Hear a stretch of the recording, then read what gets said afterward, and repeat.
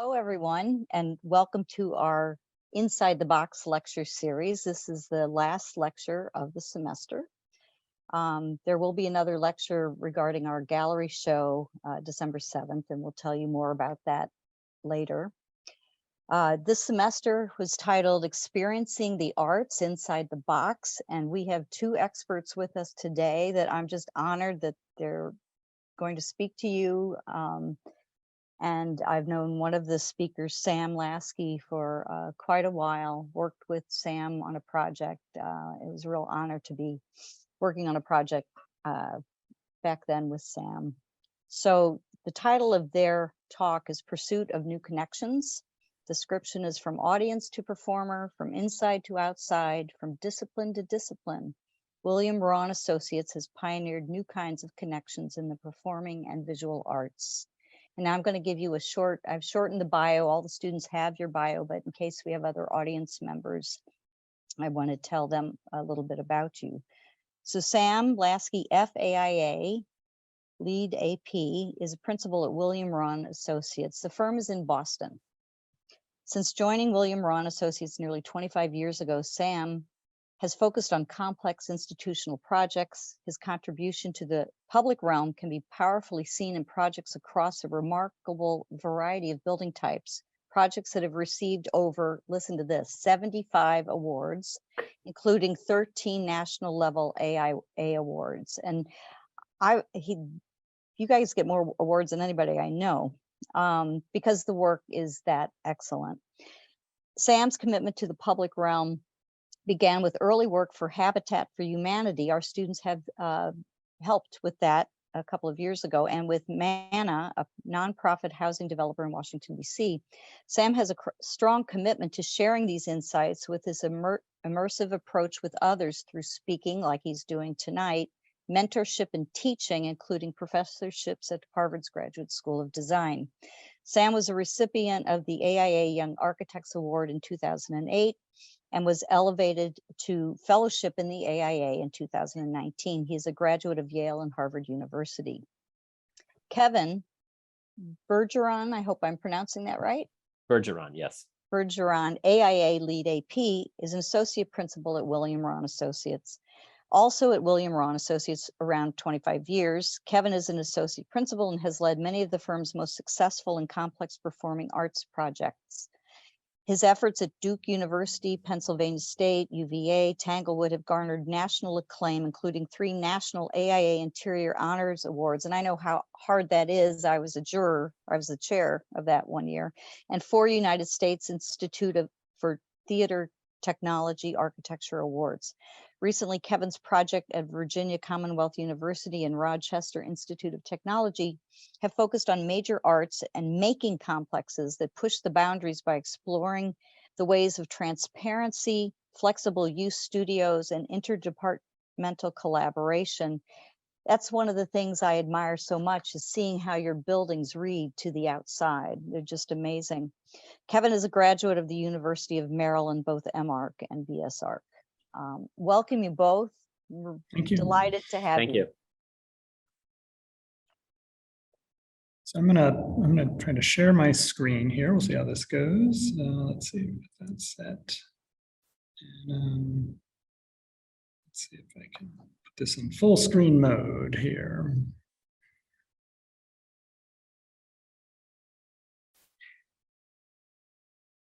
Can everyone still see that? It should, there we go. Yes. Yep, a little delay, Sam, so we'll have to see how that works. Yeah, it may just be a delay when loading there. So anyway, good evening, everyone, and thank you, Carol, for that kind introduction, and thank you to everyone who's joining us here this evening. Kevin and I are going to do a little tag team here as we go through our talk, but first, I'd like to talk a little bit about our firm more generally. As Carol said, the focus of this evening's conversation and talk is really about our performing arts work and some projects that I'm referring to as kind of cousins of those from a building typology point of view. But we've worked very hard and perhaps been very lucky to have what we call a generalist practice, one in which we work on many, many different building types. And perhaps a different lecture than the one we're going to give tonight could try to answer the question, how in an age of specialization in architecture firms and offices, one can try to transcend and cross typological boundaries. But for this evening, I'd like to focus on some of the things that I think are commonalities that unite our work and how we work across these different types. So beginning with the work itself, three things that we really strive for. One, a belief in natural light as, I'll put it in quotes, what we might call the most important building material of all, natural light. And second, a real focus on ensuring that the work has a strong connection to its context, its setting, and not just a connection, but often an effort to try to transform that. And third, a focus on a contemporary architecture that we also want to be, for its users, welcoming, a sense of warmth in the work. The process itself is also part of transcending those boundaries typologically. We work in physical models. We make and we make and we test and we test. And these models, maybe you all have experienced this yourselves, they're kind of ruthless. They tell you the truth about the quality of your design, whether you want to hear it or not, and it sort of forces you to listen. But these models are also extremely valuable in how we relate to the people who will use our buildings. There's a kind of direct engagement. You can touch, pick up the model, people understand these models, and that engenders a kind of trust with our clients that I think has also been part of how we can cross and transcend these boundaries. So I want to just point out that it's not just me or Kevin, it's our entire office, which we've kept at about 50 people. Big enough that we can take on large projects, small enough that we actually know everyone, that we like everyone.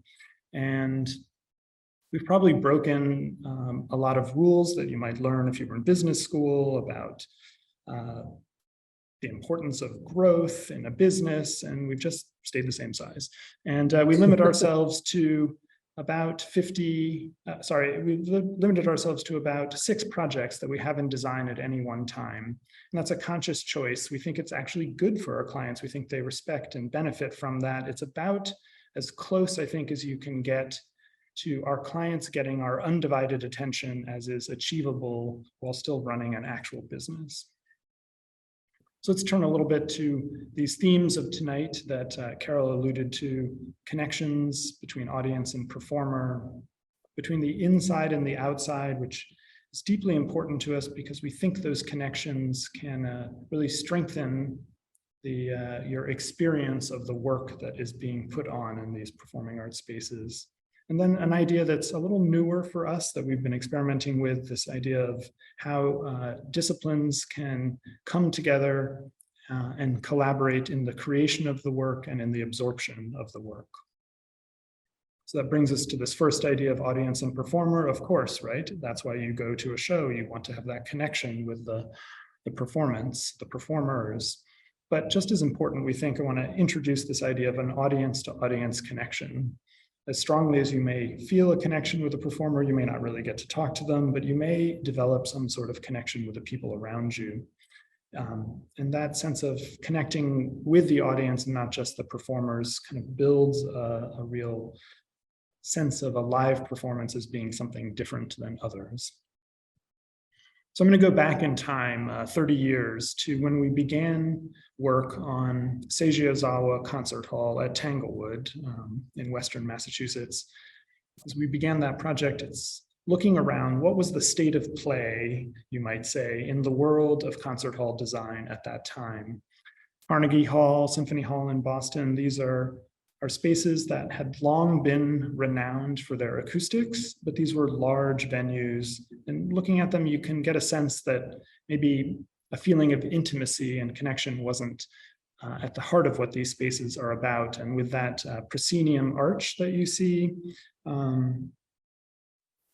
even a feeling that the orchestra itself was almost occupying a different space or a different room than the one that you were in.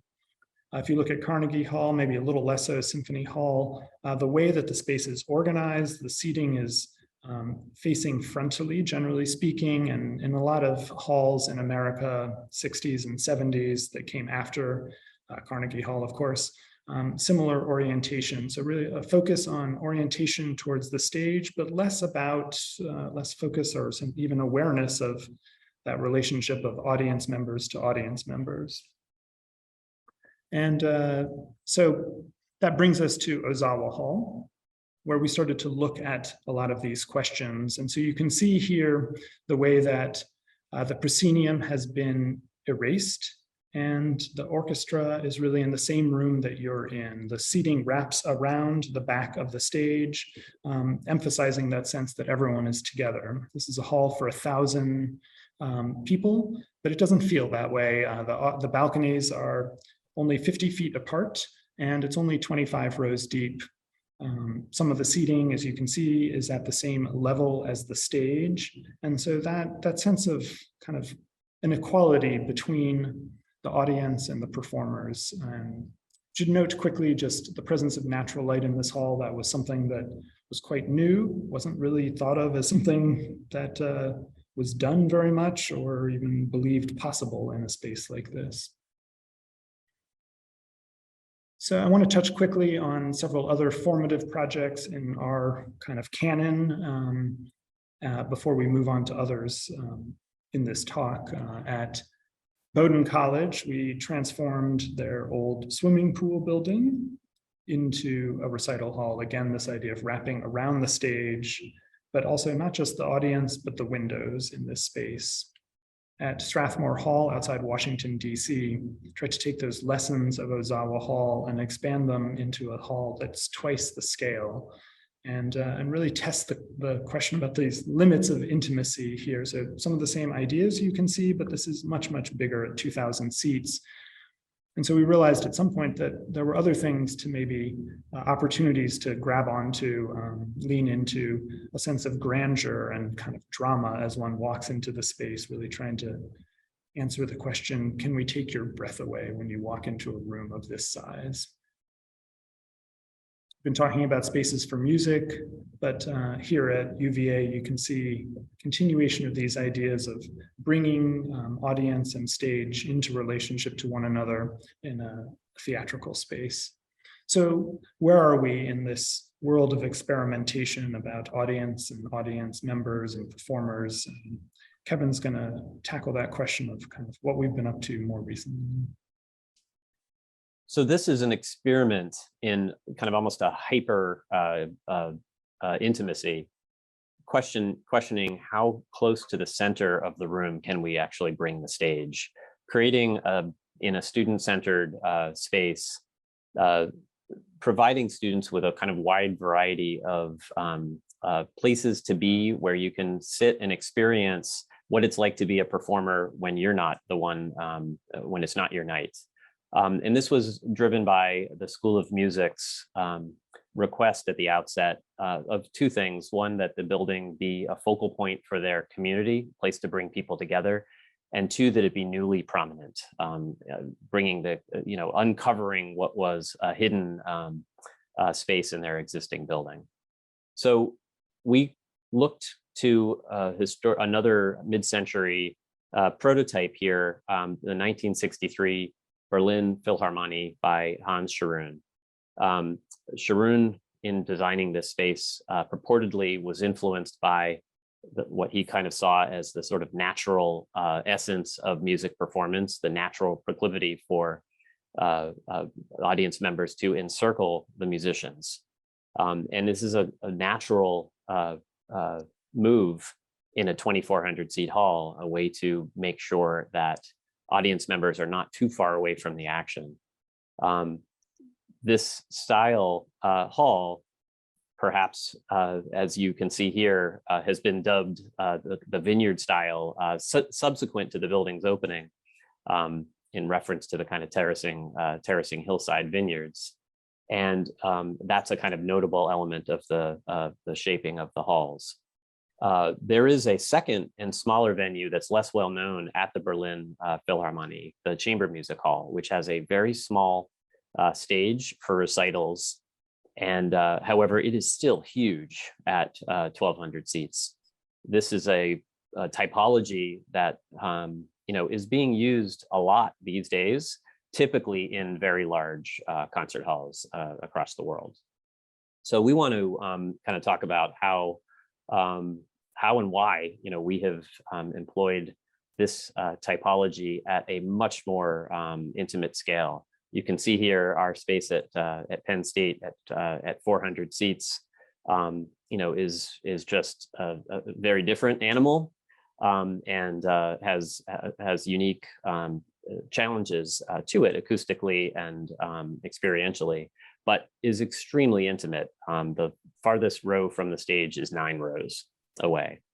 And so let us talk about the kind of characteristics of this space from an interior design standpoint that make it notable. First, another inversion in the building type is the kind of outward looking nature of it. Most of these vineyard style halls focus around the center, and most of them do not have significant daylight or connections to the outside, just given how many seats are wrapping all around the stage. Here we have a large full height double skin curtain wall opening to the campus, and a series of vertical slots allowing daylight to kind of come in all around from all different angles. So it kind of immersing the space in balanced daylight. From a material kind of palette, you note the kind of white walls and a judicious use of wood, carefully applied in certain locations. This almost Alvar Aalto like aesthetic we were drawn to by how it helped kind of amplify the sense of openness and connection to the exterior. We went through a rigorous process of looking at alternatives, including different colors on both the walls and the seats, and different amounts and uses of should the wood be employed on the vineyard tiers, should the wood be employed on the ceiling, should there be more whiteness, less whiteness, and then it's also important to note in the context of our work that this decision for such a restrained palette was actually a big deal. We more typically are not at all afraid of using color. We were kind of amused by Architect Magazine attributing our work at the Boston Public Library as having as bringing a rainbow fist, using bold colors throughout in order to make a very kind of vibrant and transformed interior space. So back to Penn State, I want to talk more kind of about the details of the space. In particular, the kind of use of wood is very intentional and deliberate and focused on those areas, both kind of behind and on the surface of the seating tiers, where audience members come into direct contact with it, touch it, and can see the kind of the grain and texture. Also on the ceiling, which is, you'll see in a moment, very visible, the most visible surface when looking at the building from the outside. And it's also a unifying surface pervading the interior of the building. A couple acoustical details. The shaping of the balcony fronts, those kind of angles that lean forward, are about controlling the first reflections from the stage kind of out to the audience. And the catwalks, the decision to expose the catwalks in the room was all about maximizing the acoustical volume of the space without unnecessarily adding more height to the building and cost to the building. The balconies have reflective surface with curved wood on the underside, on the kind of edges of the space. In the center of the space, they employ a wire mesh as a walking surface in order to keep them acoustically and visually transparent. The space has an important connection in this kind of two-story storefront between the recital hall and the lobby, so that visitors to the School of Music can benefit from and see the activity within this space as soon as they walk in the front door. And importantly, there's a kind of visual transparency, but an acoustical quiet, so that it's not disturbing the activity.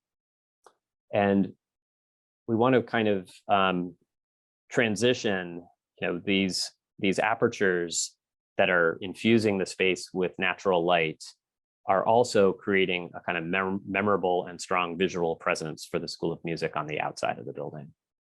And in the site, that's an important thing. This project, the kind of yellow circle, is the building itself. It looks out to what will become a future arts quad, where connections are made across that quad to the theater department, to the architecture department, and to the visual arts department, and then beyond to the campus as a whole.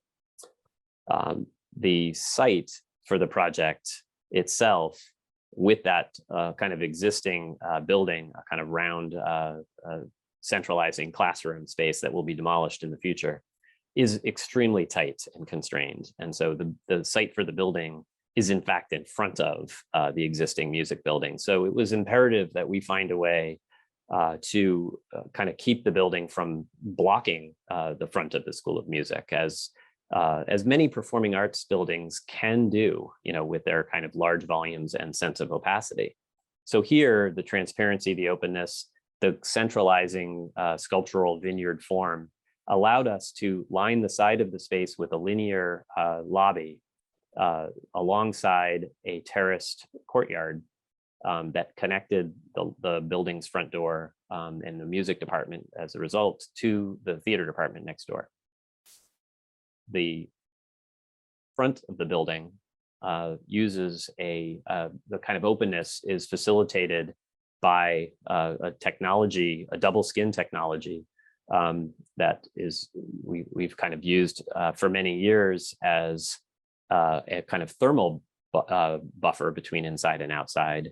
Here, 2 skins of glass separated by a 3-foot airspace create an acoustic buffer between the recital hall and the exterior. Notably here, we have a major campus bus route within 500 feet of the project. So acoustics, and as you're opening these spaces to the outdoors is paramount.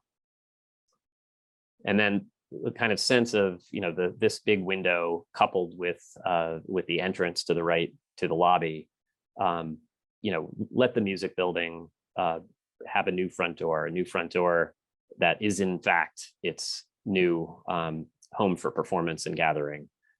Note in this image what I talked about before of how important that ceiling surface is to what you see from the outside of the building as you approach. So this is the kind of first project that transforms that sense of connection between the arts disciplines and what will become a new precinct. Sam, take us into some deep cuts.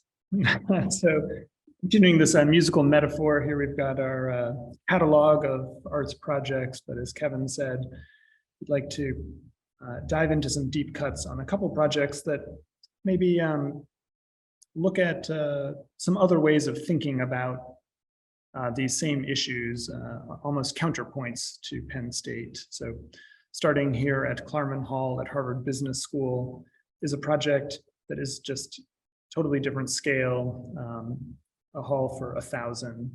But this project really began with a different idea, looking to the kind of intensity of interaction that a professor and students can have in a small classroom setting. And here, trying to test the question, how much can we scale that very idea upward? We've probably all been in a lecture or a symposium where the microphone gets passed around to try to facilitate conversation, and you have to wait and wait, and the conversation dies. But here, and really it's almost invisible in this image, a series of small microphones hang down from the ceiling and kind of blanket the audience. It's called a voice lift system, and allows audience members to talk to people on stage, or perhaps even more importantly, to one another in a normal voice. And so rather than being a concert hall, we might call this a conversation hall. I also want to touch on this huge screen that you see to the right. Here, with a system of kind of electronic system to retune the acoustics of the hall, it can go from a space that's dedicated to the spoken word to a space that can work for other types of uses. So that giant screen, when you're in this space, it's kind of remarkable what a good job it does mimicking the experience of having sets on a stage.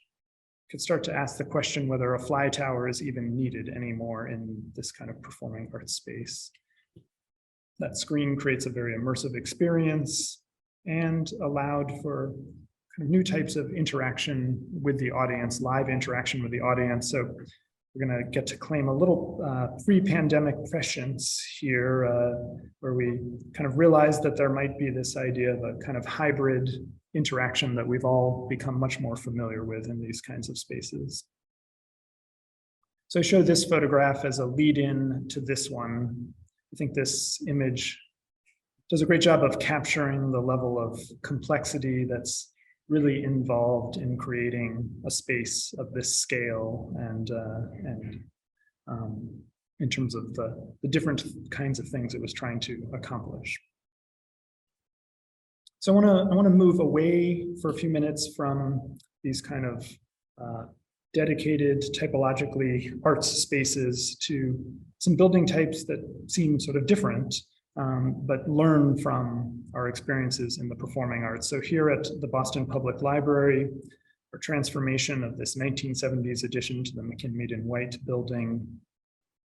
As you see here, really looking at a question of how to transform the kind of classic conventional reading room into a space that maybe is a little less precious, maybe a little louder, a space that's more flexible, as hinted at in this plan, where a broadcast studio sits in the middle of the library.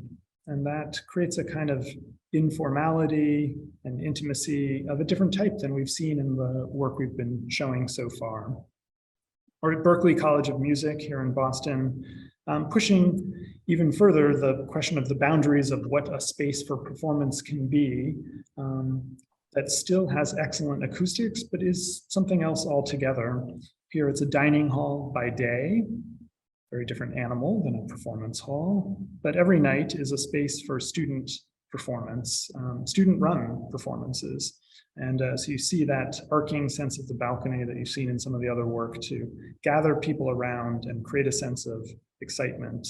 But as you can imagine, in a space like this with a lot of glass and with very diffuse borders and boundaries, it's very difficult to, and took a lot of work to create acoustic excellence, which mattered a great deal at a college of music like Berklee. They were going to notice if it wasn't good.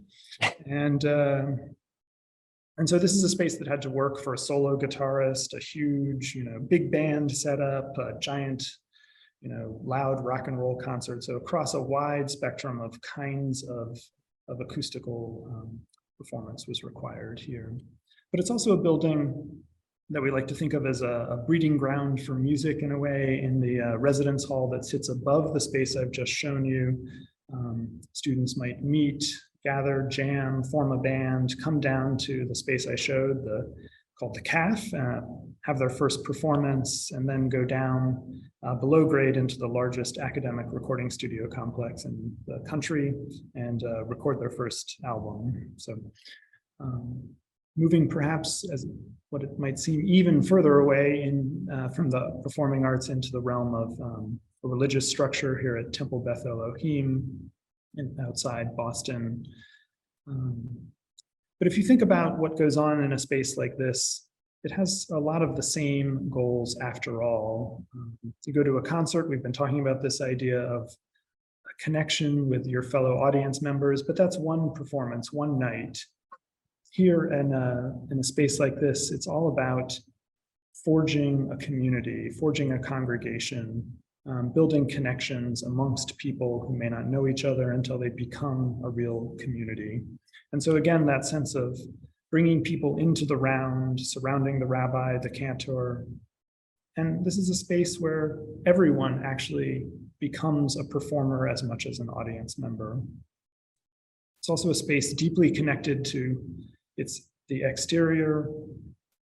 it's a comfort in a space like this, that sense of connection to the outside, but we also thought of it as a call to action in a way, a reminder that the things that happen in a sanctuary like this have a connection to the world beyond. And so that brings us to the second idea, connections between the inside and the outside, going back to Tanglewood with its giant barn door that you saw earlier, connecting out to the seating on the lawn. This was a real first. People hadn't thought it would be possible to make an opening of this scale and still preserve the quality of acoustics in a concert hall. Or in a theatrical setting, typically thought of as a space that must be dark, trying to bring views and daylight into a space like this. If you think about it, and especially in a university setting, these are spaces not just for performance, but for rehearsal and teaching. And that more day-to-day, more common use benefits greatly from having a sense of view and not being kind of forever in the dark. And so that brings us back to Tanglewood, a recent project there, where we've tried to push this even further. This is a story about how architects can be kind of inventing architectural typologies alongside clients that are inventing new institutions. In this case, the Tanglewood Learning Institute is newly formed as part of this project by the Boston Symphony Orchestra as a way to deepen audience members' connections to Tanglewood and to music and music making through a series of multi-day sessions with a wide range of different types of activities. It's about also an immersion in the kind of special qualities of the Tanglewood landscape. Tanglewood is the Boston Symphony Orchestra's summer festival and summer music academy. And the building is formed to fit into this kind of delicate scale of Tanglewood.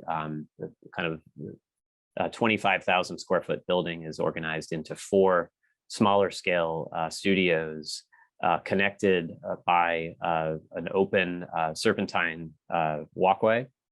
And each of the spaces, importantly, is gathered, you can see on the right, around a heritage red oak tree. And natural materials kind of abound.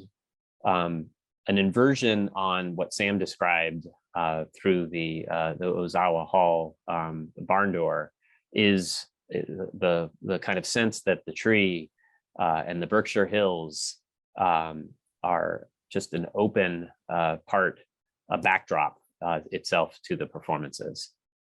And that is kind of amplified at the front of the studios through the use of 50-foot long operable glass partition system, a nanowall, that allows the full width of the space to open to the walkway and to the lawn beyond. You can see the relationship between the building and Ozawa Hall on the left side here. Inside the space, the kind of flexibility is at the heart of accommodating the program for this new institution. And the space kind of main venue is Studio E, which has a flexible seating system. We think of this as a sonic black box, or you could call it a wood box. And the telescopic seating system can immediately deploy with the push of a button through a series of actuators and motors into a flat floor. And that's important because the building is designed to accommodate through the course of a weekend, the varied programming of the Tanglewood Learning Institute, flexing from a performance space at times to a banquet space, and also accommodating lectures and film festivals. Another important element of the space is its kind of attitude to this relationship, this important relationship between audience and performer. In this case, an informality. You actually enter the space from the lobby by walking across the stage. And since the building is opened and we've attended some performances, we have been struck by what that means. Here you can see a performance or a lecture that happened this is Yo-Yo Ma's Bow Maker, explaining the science of bow making.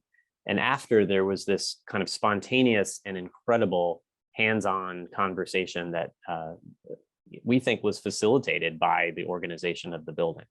So that's an important kind of element in the design of any performing arts space.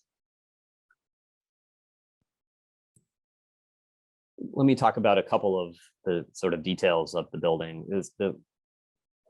Wood is the pervasive material on this venue, and it covers every surface of the space. And that is important in connecting the building to Tanglewood and its traditions. And just a couple of acoustical details. The wood slats that you see conceal an intricate system of both randomly deployed acoustical diffusive elements, strategically deployed, but ultimately random looking, and then a system of automated adjustable curtains that allow the space to be tuned for all the wide range of performances that happen here. The slots in the ceiling are part of a natural ventilation system where air comes in through the open curtain wall and then is exhausted through the ceiling and an operable louver.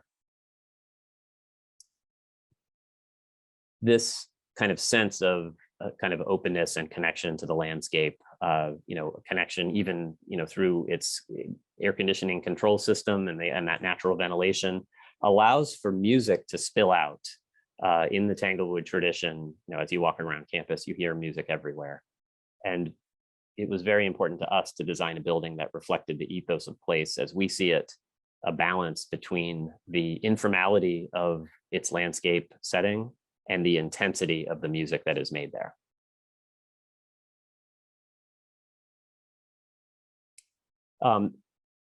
We're continuing this experiment of how to connect venues to their surroundings.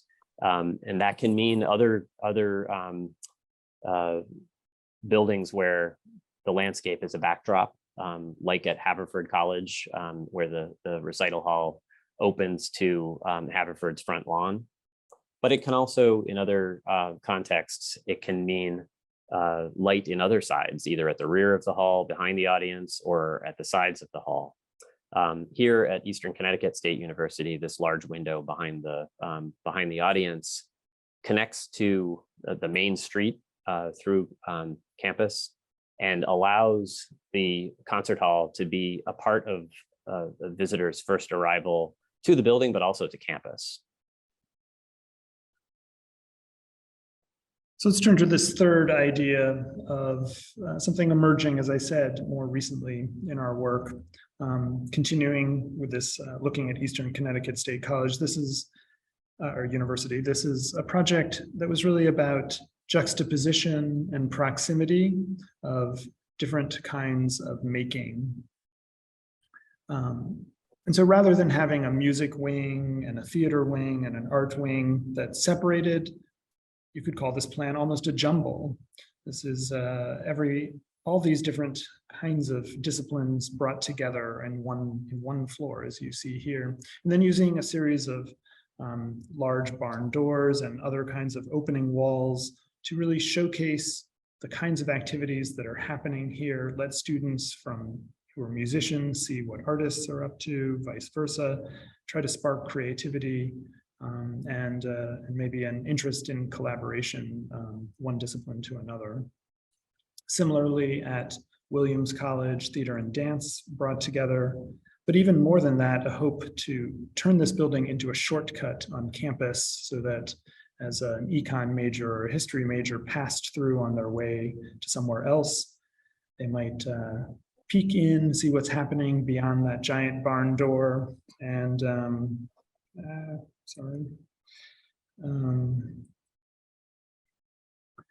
and have maybe an interest in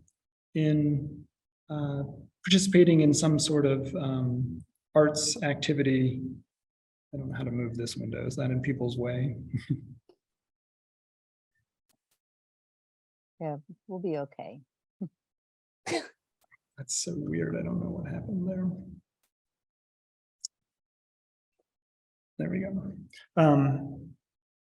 So in addition, we realized in this kind of university setting that it's possible to think of all the spaces that are support a theater, the back of house, as really just as important, and trying to make those visible as well, like the costume shop. All of these are teaching spaces. All of them are spaces that might spark an interest in the arts for people who are majoring in something else by making these things more visible. This is a quick aside. The project involves a black box theater, a type that is predicated on an idea of extreme flexibility. And so here we wanted to kind of test a question of, is there a limit to the value of that flexibility? And maybe in a university setting there is.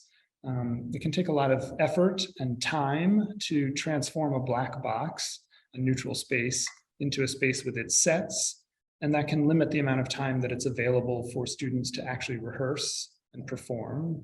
And so with this brick wall, you see we created what might be called a mega prop, where it can act as stage, as setting, and help minimize the amount of time that has to be spent on creating the set itself and maximize the time that students can actually be rehearsing and performing. So this is a black box with a point of view, you might say.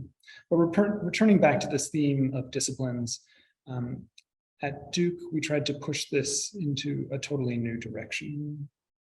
And so Duke brought to us an incredibly intriguing challenge of how to, creating a building that engages disciplines with a goal that the users of the building create new art forms. And so this is a building that brings musicians and artists together, but also scientists and engineers.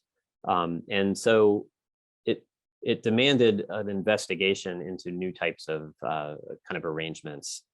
So the building is organized around a series of non-specialized studios. So a series of places that are kind of these spaces are densely organized around two hubs in the building, which will kind of describe how they interface with each other. And importantly, these are individually spaces that have collaborators from multiple disciplines working together in the same space. So, imagine collaborative projects that kind of bring together a visual artist with a dancer, and possibly even including technology and experimentation from the STEM fields. So it raised some interesting questions about what kind of infrastructure and what kind of technology to embody these spaces with, so that it can be used by collaborators that we might not be anticipating at this point, and for collaborations that we can't even yet imagine. So the spaces are organized around the lobby. Important to us was the notion that they embrace and wrap around the lobby, and that they open to the lobby. We, through our precedence tours, experienced a number of academic buildings that were actually purporting to try to do similar interdisciplinary activities, but that organized rehearsal spaces with sound and light locks and storage rooms in between the spaces and the public corridors of the building. And so we invented a series of apertures that allowed these spaces to kind of flex from fully open to gradations, where we can acknowledge that there are times when we need acoustical privacy, but we can still have transparency. And there are other times when, let's face it, what's going on inside the space is not ready for prime time, and the students aren't ready to let people see what they're up to. We've all undoubtedly experienced buildings where users paper over storefronts when architects don't think of this, don't embody the need for privacy. I want to talk about a couple of the kind of experiments that we've observed happening in the space. Student-led music groups that create spontaneous performances, cabaret style, right at the front door of the building, with activity spilling out through the barn door. An experimental kind of collaboration that involves movement with dancers, synchronized with projection technology and motion capture technologies. And so the users, audience members walking through this space could actually interact with what was happening on the screens. Another kind of performance augmented by technology. And note the casualness and the informality of the audience members just standing on the stage with the performers, watching what's going on. Also, the building, this is an informal conversation, a studio conversation happening with an artist in residence as part of their program. And the artists take over one of these modules and for an entire semester. So these kind of spaces have the potential for the university to program them in really a wide range of different ways. Back to the lobby, have to touch on the contrast of this use of color with what we talked about earlier at Penn State. And here we employed a series of individual colors that would help us create a sense of identity and legibility for each of the individual studio modules to really give the sense of a gathering of multiple spaces around a central place of activity. And we looked to the work of the artist Robert Mangold, whose paintings employed a kind of, the kind of sense of boldness that we were looking for. But he described how his colors have a kind of dustiness and an industrial quality to them. One of the colors he described as file cabinet gray. And we felt like that was the right way to kind of soften and give a kind of grittiness to the vibe of this arts building. And just part of the rigor of how we investigate, tied to what Sam described in terms of models, we looked at full size or large scale color mock-ups on site in the light. This is in the lobby of the building with the university leadership in order to pick the final colors. Let's talk for the moment about one of the spaces in a little bit more detail. One of the studios, the larger one that has connections both to the lobby on the left and to the campus on the right, a system of robust structural and audiovisual technology to allow just anything and everything to happen. Another telescopic seating system that can transform quickly from audience mode to flat floor. And a kind of point of view similar to what Sam was describing at Williams College, if we're kind of turning the other direction, where instead of the brick wall, oh, I'm sorry, there's a slide in between here that we wanted to talk about, which is just the way that this space, when it's blacked out, can accommodate immersive media alongside performances. And now the backdrop, here in this case, instead of the brick wall, there's a kind of flexible system of mesh scrims that can be a similar kind of foil to performances. But these kind of spaces, even though this looks like a very kind of open, nondescript black box, there are a kind of a wide range of details that we carefully consider in order to give the space both its vibe as well as to kind of accommodate its functional requirements. Also, another flexible theater with a kind of different point of view, flexible studio with a different point of view here, a glassy space right at the front door of the building, actually cantilevering out over a campus pathway and serving to kind of put the activity on display and draw people in. And another draw, at the front door of the building is this kind of three-sided courtyard that is outside of the lobby. And, it's itself a place where kind of performances can happen and really let the building have a strong sense of engagement with the campus. we're going to talk now about a couple of projects quickly that we're, as we wrap up, that we're working on that are also exploring this idea of interdisciplinarity. The Shed, Student Hall for Exploration and Development at RIT. We know you have another shed in New York that you're probably more familiar with. This is a project that is kind of about kind of external connections from the campus in. It really is part of the kind of main sense of arrival. So in the middle of this complex, it's greeting people and creating a north-south axis through its heart. But it had to be coupled with connections that the university wanted to make between existing buildings laterally. And so that led to the kind of development of, and you know, the university president has called this approach a building with a hole in it, you know, really allowing the building to be sort of both open and connective at the same time. As you approach the building, these two bridges create a kind of circle enveloping space at the heart of the project, both an outside space that you move through along the gateway that we hope will be filled with making and activity. And it opens to a 5-story high atrium that organizes all of the activity of the building.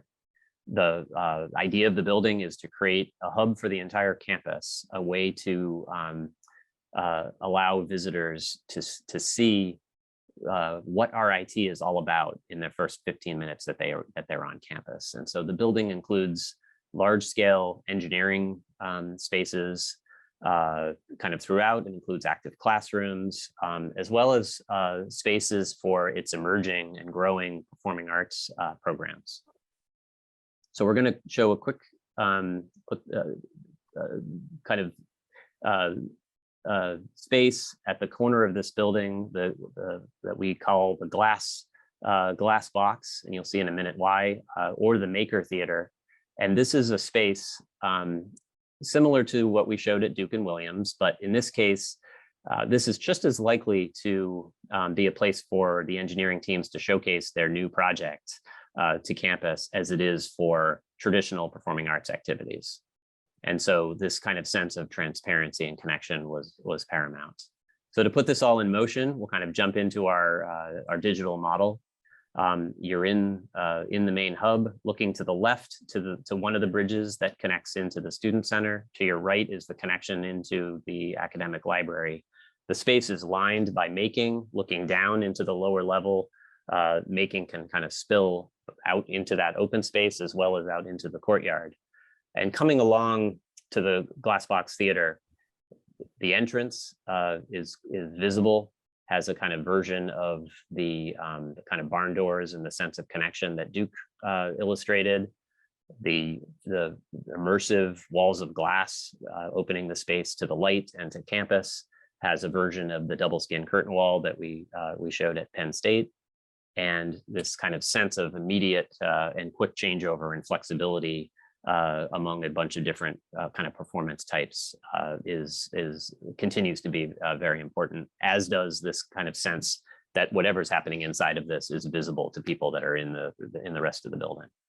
At Virginia Commonwealth University, we are working on a very large project that has its mission to connect 4 arts disciplines and the kind of creativity that is embodied there with its engineering and entrepreneurial research centers.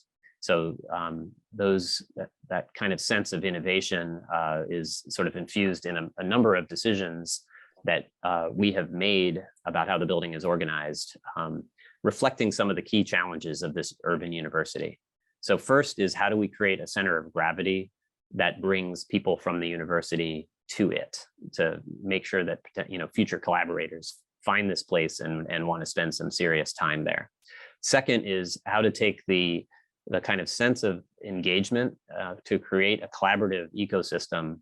At Duke, there's a few studios, wrapping around a lobby. Here, we had to organize that ecosystem across 8 floors.